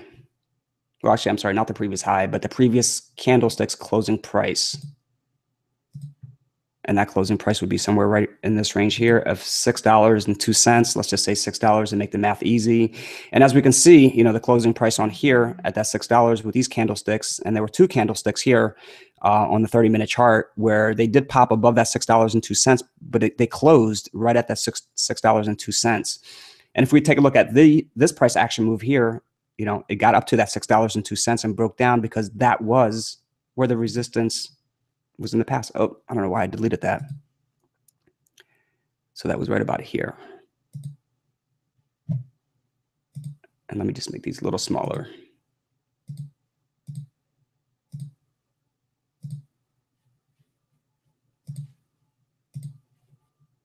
So, you know, the probabilities of prior price action kind of dictating future price action is very probable. You know, it's all about those probabilities. And looking at, you know, if you were looking at this and you were in this trade and you happen to take a position, you know, somewhere in this consolidation suppression zone here, you know, you're looking for an area to kind of take your profit, you know, you should have been looking at the closing price, not the high, you know, but the closing price. That's probably one of the most important things, looking at the closing price. A lot of people look at the wick and say, oh, you know what, I'm going to wait until it gets up there. And a lot of times the probabilities of it getting up there are not as likely as them getting to the actual closing price. And if we take a look at, you know, this price action movement here, you know, that became the resistance. It got up to the closing price of these candlesticks that happened in November 26th. So you should have locked in some profits there. If you didn't lock in profit and waiting for, you know, for it to break out above that high of $6.58, I mean, she crashed right back down and tested the support line here at $4, and, you know, what did she get to? $4.46. So, you know, whoever didn't sell here and they bought here might have panicked and sold when it broke below their buy-in price, especially if they bought in $5 range. You know, at $6, 20% profit, they should have been selling at least a quarter of their position. Give me one moment, guys. I got to respond to this important text. I do apologize.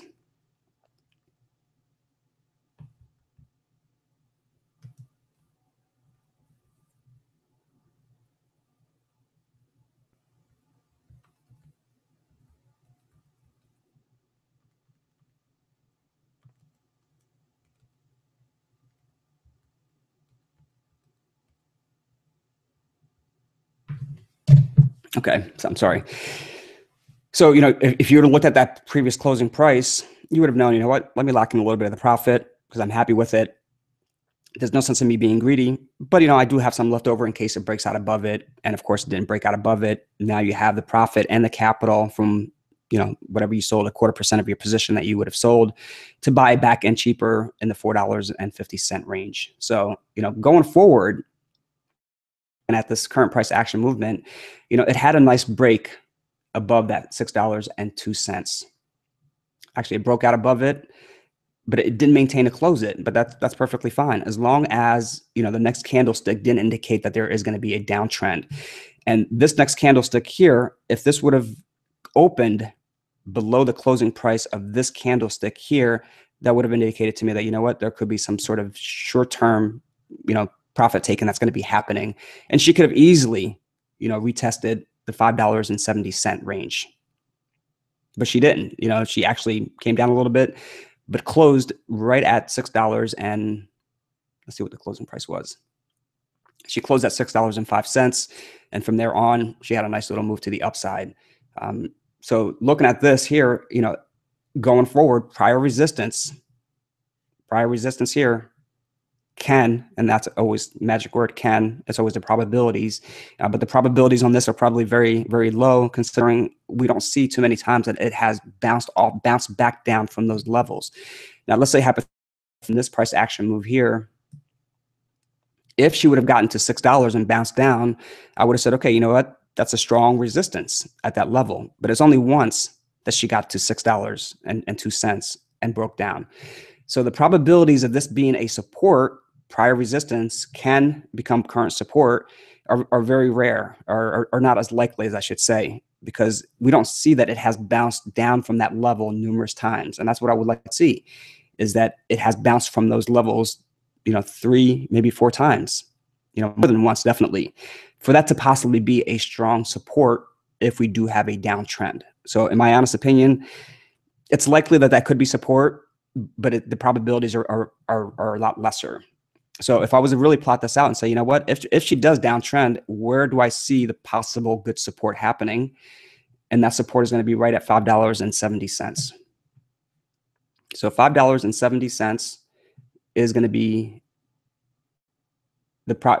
a more of a stronger support for it. So let's make that yellow and probably it's a little thicker. So the probabilities of seeing $5.70 are very likely, as a support line. And that's due to the fact that, it had a hard time breaking out there, broke out of that box for a little bit, but it just didn't maintain it. I would like to have seen this thing maintain it. Also here, so this is 4 different times able to break out, where there was really a strong resistance at that specific price range, $5.70, something to that extent. It's not always going to be that, 100%. So going forward, looking at this, what did it do? Right over here in this price action range, it got to $5.75 and just kind of consolidated underneath it. It was trying to find out that price action movement, the direction, but the battle between the bears and the bulls and who's going to win. And of course, buyer stepped in and it broke out above that range. So that $5.70, it broke out above it and kept on going up. So if this thing was to downtrend and I was looking to get an entry into Vertcoin, that's really the entry that I would be looking for, somewhere in the range of, $5.75 to $5.70, because that indicates to me that there is possibly a strong area of support at those levels. Now, it could easily break it. Don't get me wrong. It could easily break it. And if it breaks it, then, you're looking at the $5.50 range.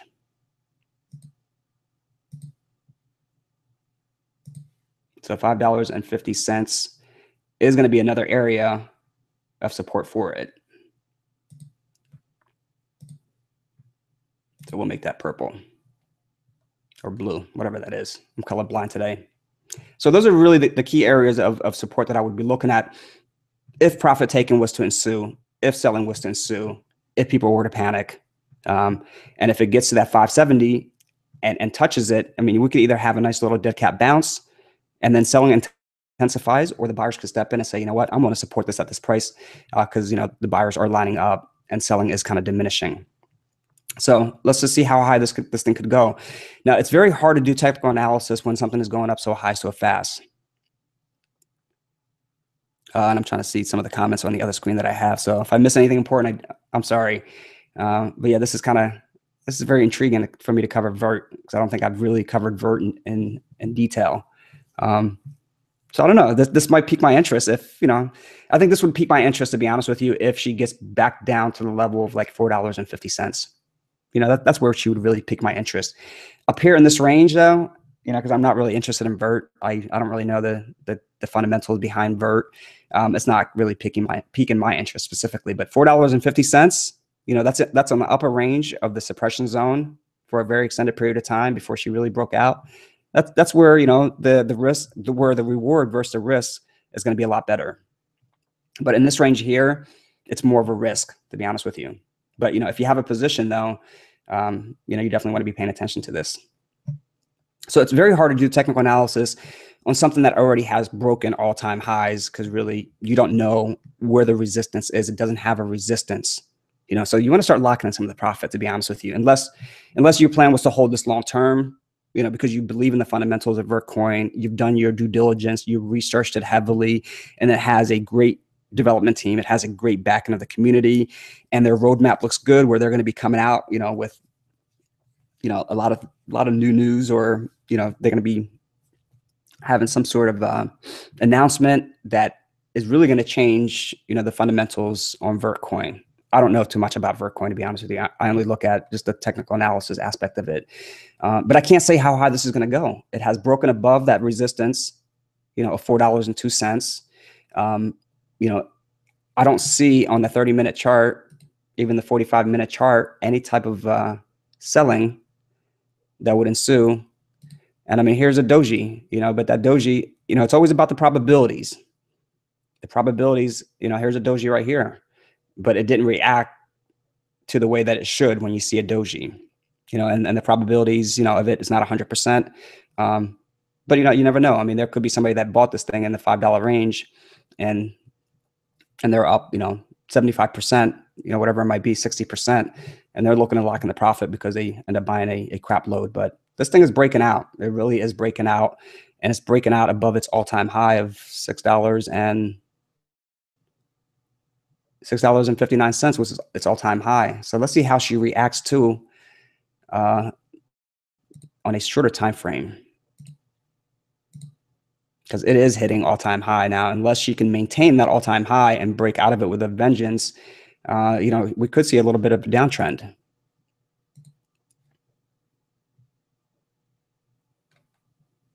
So this is a 1-minute price action movement that we're looking at. So each candle represents 1 hour's worth of price action move.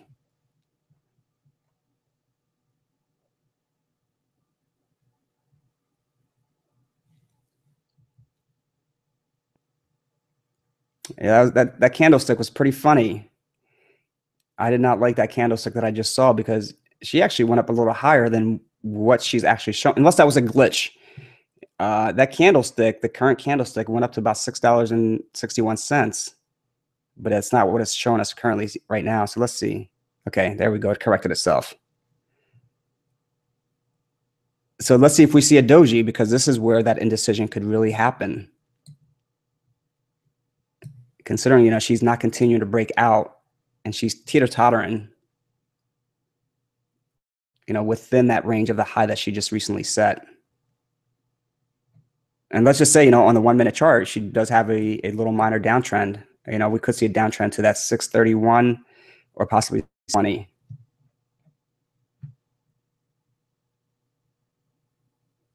More than likely 620, I would say.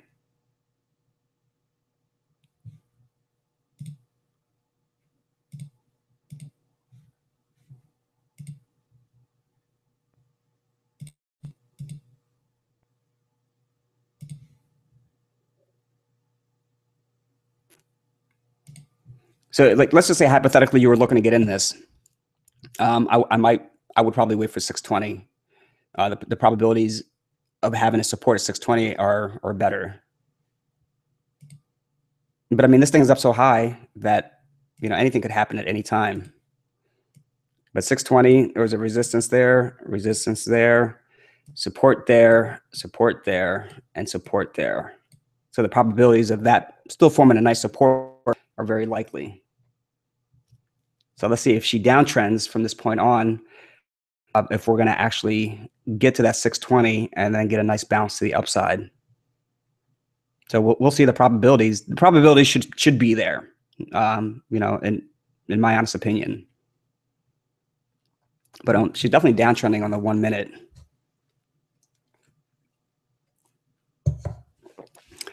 Let me look to see that some of the I'm not gonna be able to get to all the comments, guys. So if I don't get to them, I apologize.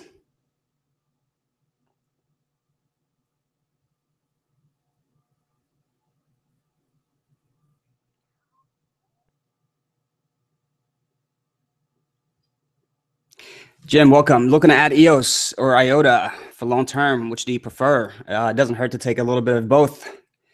A little bit of both, especially if you're looking at long term. And don't go all in. Maybe scale in. So I haven't really looked at EOS or IOTA recently to determine, where's a good spot to kind of maybe put in 20% of your capital or 10% of your capital. Maybe put in 15% in EOS, 15% in IOTA, and see how she handles. And then if she downtrends more, you still have more capital to add to it. But yeah, I mean, if you're looking for long term, you can't go wrong with both of them, to be honest with you.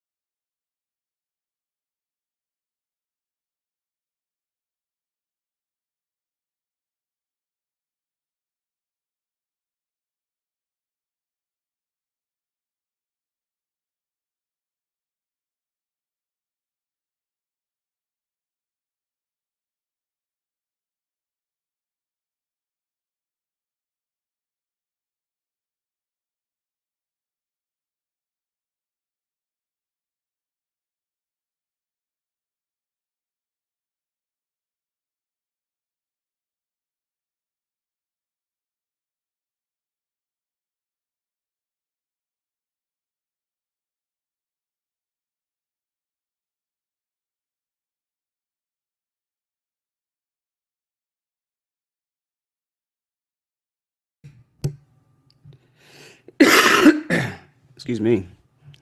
Oh man, I hope I wasn't on mute the whole time. Was I on mute? Oh my goodness, I was on mute the whole time. Let me know if you guys were able to hear me, unless my microphone was not cooperating with me. I thought I took it off mute.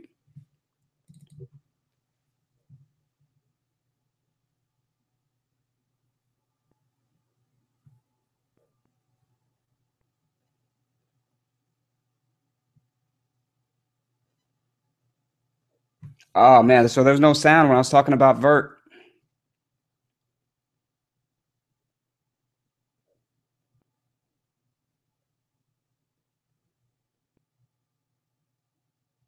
Did you guys hear anything when I was talking about Vert?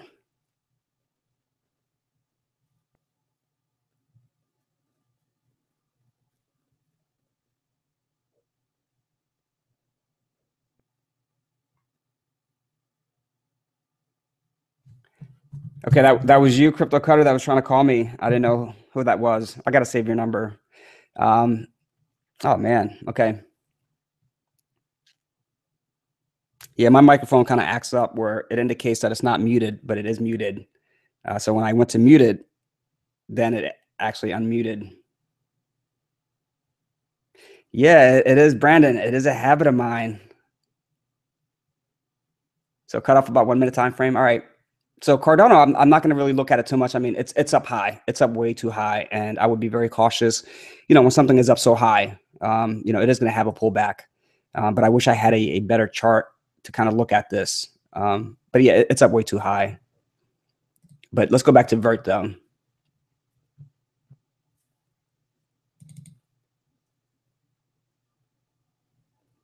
Yeah, shoot me a text message next time, Crypto Cutter. Because yeah, phone calls, I'll look at it and I'll be like, who's calling me? But yeah, text message, at least I'll see it.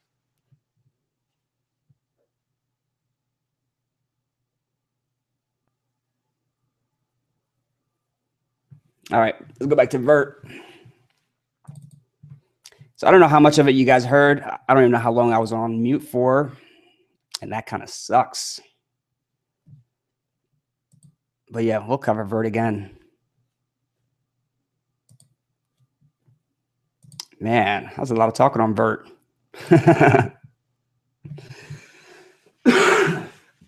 Okay, Vert. So I think last thing I was saying was basically where we could see a nice pullback to, and it all depends on the history of it. Where has there been a prior resistance, and where it broke out of it with a vengeance. And there was more of a resistance that happened at $5.70, and as you can see, I circled the red circles indicate to me where majority of, even though here she broke out above.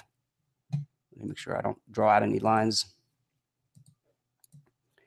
Even though on this price action movement here, yes, she went out of that box of $5.70, but she came right back down. So it's still a resistance because prior in the past, $5.70 has been a resistance. So, where the red circles are, it's 1, 2, 3, 4 times that, she really just had a hard time maintaining that $5.70.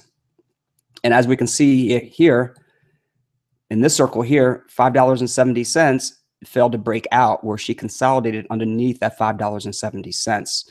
But when she broke out, she had a nice little break above it, came down and retested the 570. 570 held, even though she came down just a little bit to $5.63.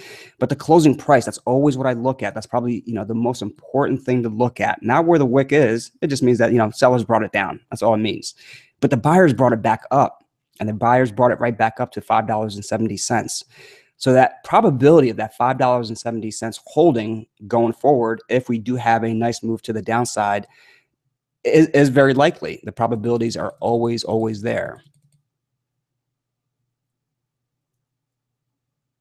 Oh, you guys heard a lot about Vert. So I'm just kind of repeating myself, talking about, that $5.70. You guys can hear me now, I'm assuming. I think I see the microphone working.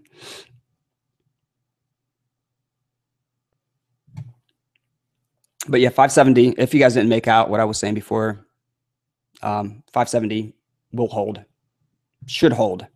That's always the magic word, should hold, if there is a crazy downtrend. And I think, probably right before I went to Cardano, we were taking a look to see if the 619 was going to hold, because 619 for an extended period of time, and when I mean extended, this is short term, short-term trading. So extended period of time to me, it's very short. But within a range of, let's see, these are 5-minute candlesticks from 8:10.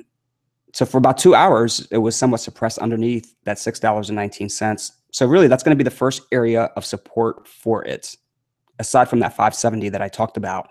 And as we can see, 620 failed to break out, consolidated underneath it, had a nice little break above it, but when she came back down and attempted to break below that 620, she couldn't do it. So these circles here, red circles, she held that 570 and didn't downtrend and break down below it. So if we do have a nice little break on this, it'll retest at 620. And if she can't hold 620 and completely break down, that 570 should, that's a magic word, should be in play. So Suzanne, hopefully that was helpful for you. And sorry that the last 3 minutes of it kind of cut out. Okay, so the last thing I said was in your response to EOS and IOTA. Perfect. Oh, so you guys heard what I was talking about then on Vert. Good old Vert. But yeah, so EOS, and IOTA, just put a little bit in. But yeah, for long-term hold, as long as that's your outlook, that's not bad. And I think you'll be rewarded, holding those long-term. I think the outlook will be great for them. But yeah, it's just, the total supply that I don't like. EOS has a total supply of 1,510,000 are circulating. But at these levels here, I don't know if I would buy it personally. I would wait for a retracement. Take a look at EOS.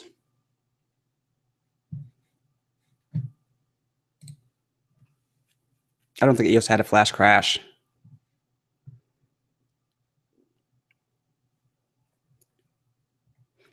Definitely not going to get down to 47 cents unless the overall market just tanks. I don't know when I even plotted these out. But yeah, I would be looking for, I would be patient. With any trades, you should be patient. You shouldn't suffer from that FOMO and be like, I'm going to buy it here. And if you do buy it here, buy a little bit. Don't throw all your money into it. I wouldn't even throw 50% of my capital into it. Maybe 10% of my capital, to be honest with you. Just 10%. Because then if she does have a downtrend, you're able to buy in a little bit more. But first area of resistance, first area of support, and let me get out of this 12-hour price action movement, but it's going to be that $2.10.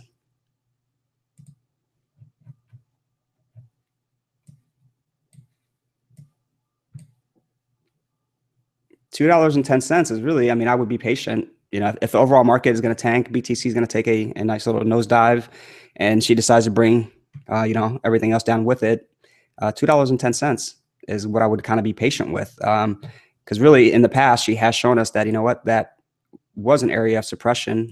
She had a hard time breaking out above it. And on the way down, it should hold prior resistance, as long as that resistance in the past has been for an extended period of time. And this was really an extended period of time that she just really couldn't break out above, $2 really. She did break out momentarily above it, but came back down, broke out above it momentarily, but came back down. But then you just have a nice clear confirmation of a breakout, above that $2.10, $2.12. So that's really the level that I would be waiting for to maybe throw in 20% of my capital. If I was looking to hold this thing long-term, instead of, throwing in, more of my capital at this current level. Because really, you're buying close to that, to the high. It knows, if you're planning on holding this long term, it might not matter, to be honest with you, especially if you think, and that's a big if, that within 10 years that this thing will be worth a lot more, and that she's not going to crash and kind of burn. But she could crash and burn, to the sense that crash down to $1.20, and just consolidate sideways and sideways and sideways for an extended period of time. So I would feel more comfortable buying in more at a lower price than buying in everything at this $3 range. So that's why I would probably only throw 10%, of my capital at that level. Throw in a little more if it gets to $2.12, $2.10. Throwing a little more if she gets to that $1.40, $1.50 range, because that is a second area of support for it. And I mean, she's going to have different areas of support, all depending on the overall market and how the overall market is moving. But bare bottom, where I would probably be looking to kind of throw things at it and maybe throw more, is that dollar range. That dollar range is probably where I would be looking, to say, okay, you know what? I'm going to get more of an entry at that dollar, and I'm going to hold this long term. I'm going to take these coins and I'm going to put them away on a hardware wallet.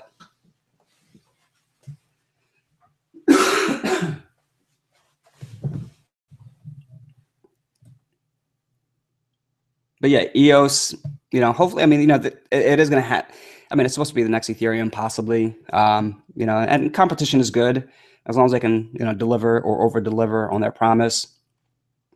I think that will be a good long-term hold. But yeah, dollar is really what I would kind of wait for to throw more at it.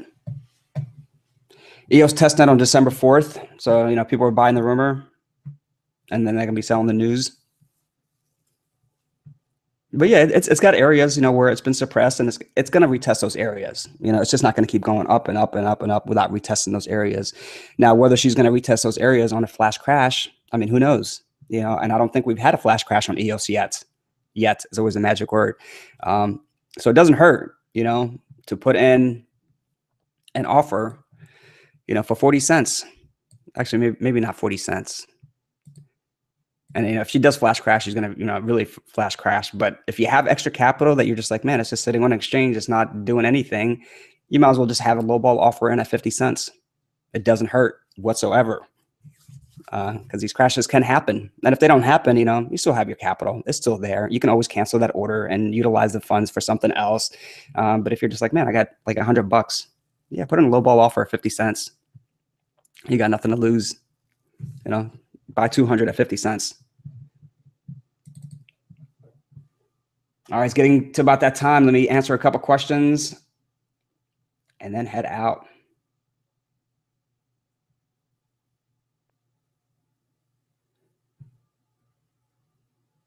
Looking for a big run on VTC. I hope it does for anybody that's holding VTC. I hope it does. Right now, I mean, it's looking good. It's not crashing. It really is not crashing. I thought by now she would have retested the $6.20, but no, she's not.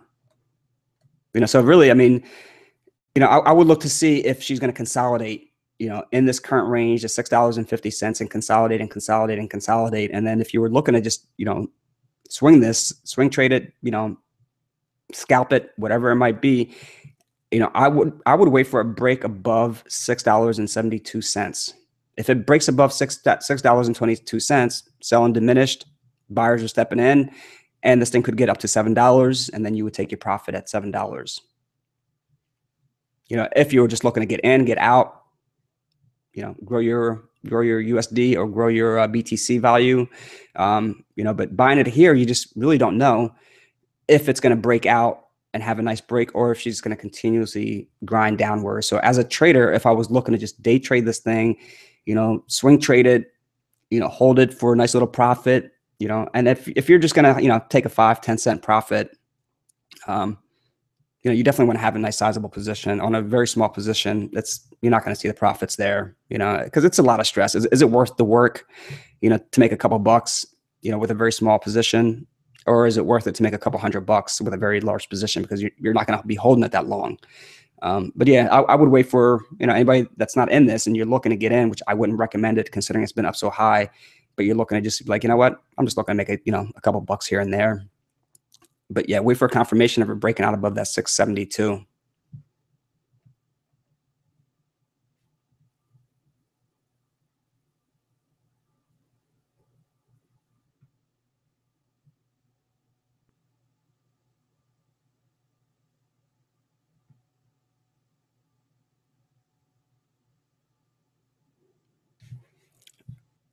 I think the chat is going in and out.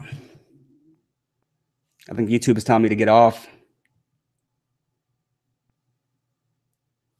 All right, guys, ladies and gentlemen, thank you so much for joining. I do appreciate it. And I think I got to a majority of the comments. And if you're new, welcome. Oil B or Ali B, welcome, buddy. It's great to see a new name on here. There's a lot of new names, which is great. Sam M, Suzanne Keebs, Crypto Cutter. I mean, the usuals that are always on here. Brandon, Matthew for sharing that information on IOTA. Maybe, I think you're starting to turn me into a believer. I have IOTA for a long-term hold for my personal cryptocurrency holding. But anybody that's new on here, anybody that's a repeat viewer that keeps coming on and chatting with me, I want to thank you guys so much. I want you guys to have a blessed weekend, safe weekend, and just protect those profits. Don't be there's no shame in locking in profits when you have them. Unless you're planning on holding long term. And then if you are holding long term, don't watch the charts. Don't watch them like a hawk. Jack, your famous saying, watching the I think, what was it? Let me see. Hawkeye, watching the charts like a hawkeye will cause you to panic or something to that extent. You said a while back, and that always sticks in my mind. So if you're a long-term investor and you have a long-term outlook, don't watch the chart like a hawk, because that will cause you to panic and sell when these dips happen. And these dips do happen. Corrections happen. Profit taking happens. And you don't want to be psyched out of your position if you're watching like a hawk. You have a long-term outlook for it. So maintain that long-term outlook. But until Monday, like I said, I want you guys to have a blessed day, blessed weekend. Nothing but the utmost respect for everybody that's on here. And, we'll talk on Monday. And, leave a message too. If you guys, have a comment, and I do my best to try to respond to the comments on the videos as best as I can. But yeah, leave me a comment and I can answer those questions for you guys or ladies. But until Monday, this is a Crypto Trader and Crypto Traders Room, the last frontier and keeping it real with honesty and integrity. And share this link, pass on the word about Crypto Traders Room. Let's get this community to grow. But yeah, we'll talk on Monday. Take care.